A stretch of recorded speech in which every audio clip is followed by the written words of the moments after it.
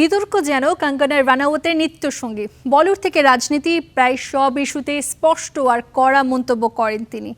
এবার তার নিশানায় জেনজি প্রজন্ম, আর সেই মন্তব্য ঘিরে তোলপাড় সোশ্যাল মিডিয়া।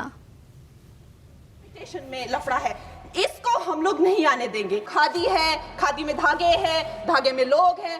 বিতর্কিত মন্তব্যে নতুন নন কঙ্গনা রানাউত। নিজের মত প্রকাশ করতে কখনো রাগঢাক করেন না এই বলিউড অভিনেত্রী ও বিজেপি সাংসদ। সেই কারণে সমালোচনাও কম হয় না। এবার তিনি সরাসরি আঙুল তুললেন জেনজি প্রজন্মের দিকে, পড়লেন তোপের মুখে। लेकिन अगर हुड़दंग करेंगे और वहाँ पे उत्पात मचाएंगे। সম্প্রতি সোশ্যাল মিডিয়ায় ভাইরাল হওয়া কিছু প্রতিবাদী রিল দেখে ইনস্টাগ্রামে একের পর এক স্টোরি দেন কঙ্গনা। সেখানে লেখেন, জীবনে এত কুৎসিত কিছু আমি খুব কমই দেখেছি, এই ভিডিওগুলো দেখে আমার বমি পায়। এরপর জেনজি প্রজন্মের প্রতি আরও কড়া ভাষায় তিনি প্রশ্ন তোলেন, কারা এদের জন্ম দিচ্ছে, কারা এদের বড় করছে।